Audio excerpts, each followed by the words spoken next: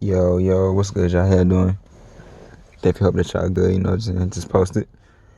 And in this video, I wanted to speak with us just about, I don't even necessarily know whether to call it the principle, but just one of the concepts of the universe, or really one of the facts of the universe. And what it is just a pulsation of the universe, and how there's an ebb and a flow to this thing, and it's manifested everywhere, you know what I'm saying? And it's basically just the expansion and the contraction of the universe, you know what I'm saying? So we really just gonna start within in ourselves, and we'll expand further. So if you just start and look at ourselves, in order for life to exist, we are in a constant state of expanding and contracting. Think about it. You're breathing in, expanding, then you're breathing out, contracting. You're breathing in, then you're breathing out. If you know what I'm saying, the breath is more vital than food. If you stop breathing, you're gonna die like today. If you don't have water and food for today, you can make it to tomorrow. You can even make it maybe a couple of days. But if you don't have air, you literally won't make it past probably like 10, 20 minutes or something. Like, you know what I'm saying? Like, you're going to literally die right then. So the air is vital. And that's showing you just the vitality of life. Life is a pulsation. And even look at in the hospital, when somebody is in the hospital, the pulsation of life is shown in the scans. It's going up and down. The little bars and stuff, the little chart is up and down. But think about it, when somebody flatlines, then they're basically dead. When the thing is going flat and it's not going up and down no more, or in and out moving, that's the sign of death. And so that's the same thing. So life is represented in the expansion and the contraction. That's just that's life. And this principle of life is manifested everywhere. We are just a small part of this principle, you know what I'm saying? And just to take it even further, I remember even reading in a recent book about the cycles and the breathing of Earth. So right now, during the winter times, Earth is in a state of breathing in. So that's when the trees and everything, the leaves start dying. The sap is basically, the trees aren't sending sap up to their roots. Everything is falling. Things are going in. Everything is falling. Things are in a state of being pulled back. Things are in a state of contracting.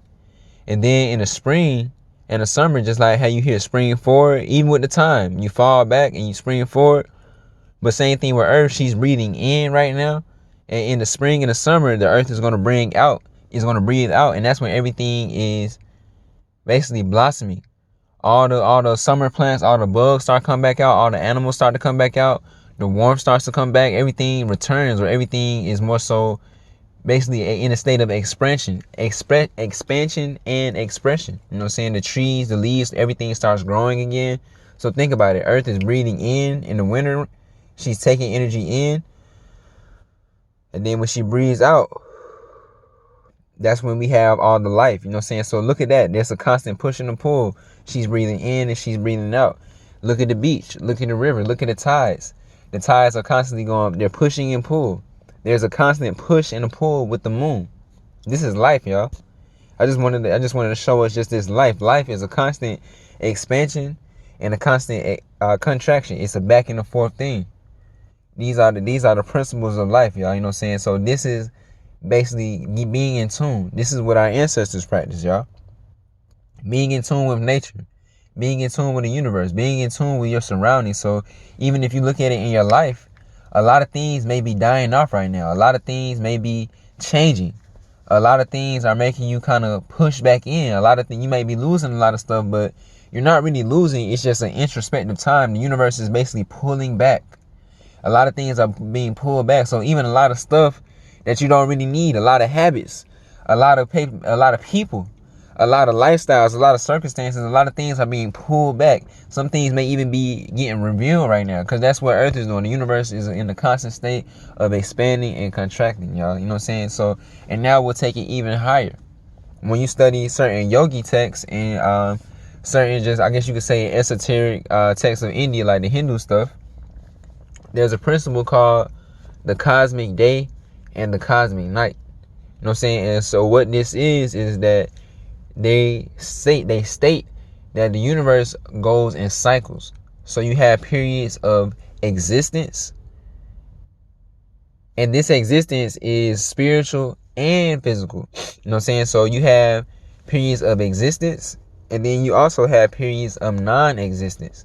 And what it is, they state that the universe is in a constant, basically going back and forth between the cosmic day and the cosmic night. So right now we're in a cosmic day.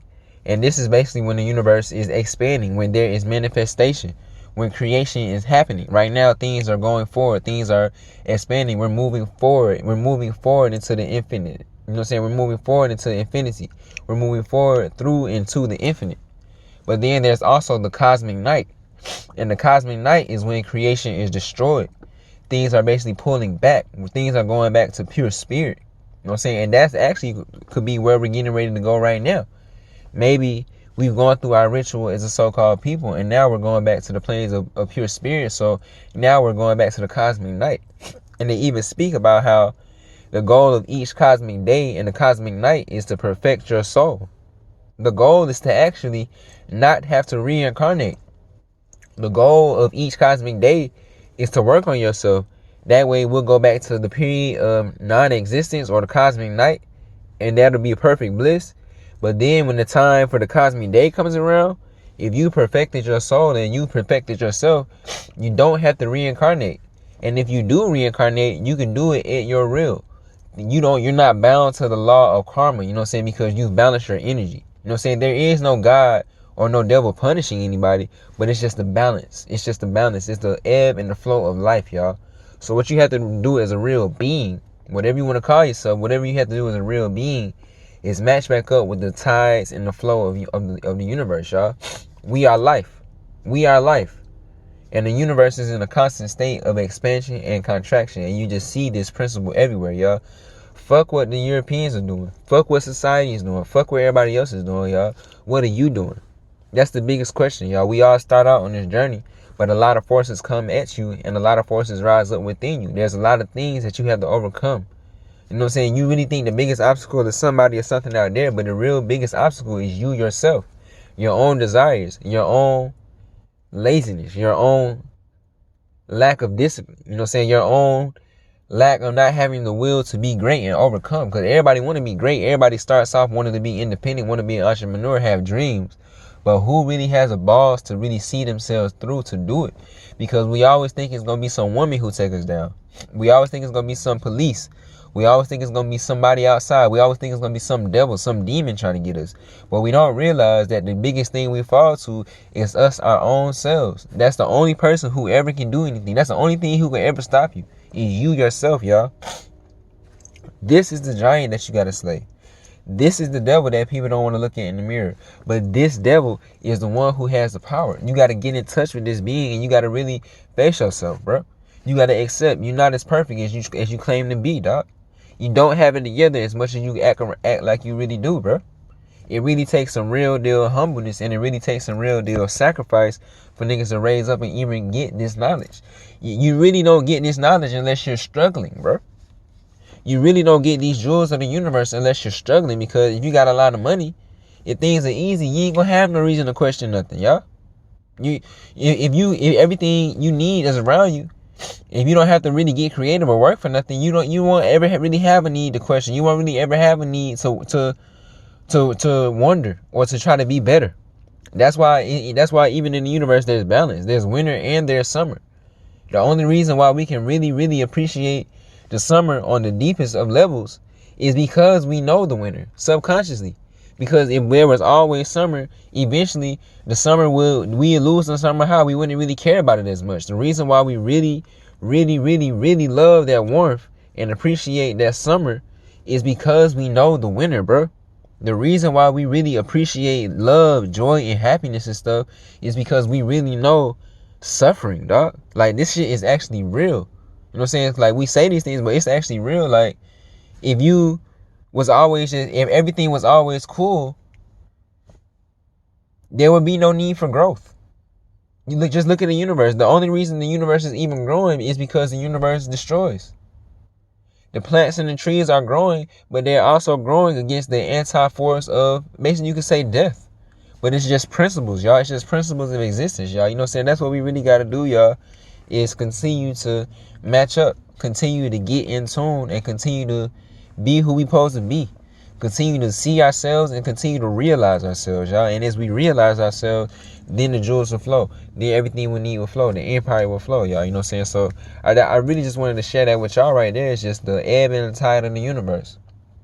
Just meditate on that. Get in touch with that. See it within yourself. Study it and call it out. You know what I'm saying? And get in touch with this vibration. You know what I'm saying? Like, the universe is in a constant state of expanding and contracting. You know what I'm saying? Just like you're always breathing in and out. This is the same thing for life. So you can even look across eons and ages. We've always existed and we will always exist. Though civilization will get destroyed. It's inevitable. Civilizations have been here and civilizations have been destroyed. And civilizations will be here and civilizations will be destroyed. This is the constant ebb and the flow of the universe. The universe is timeless. There is no comprehending it because time doesn't really even exist. Time only exists in your little small little window that you exist for. But as far as time, there really is no calculating the universe, because as soon as you calculate it, it's still expanding and it's still changing. It's still ever evolving. You know what I'm saying? The universe is real deal life and we are all manifestations of that. So, you know what I'm saying? Get in tune. It's respect.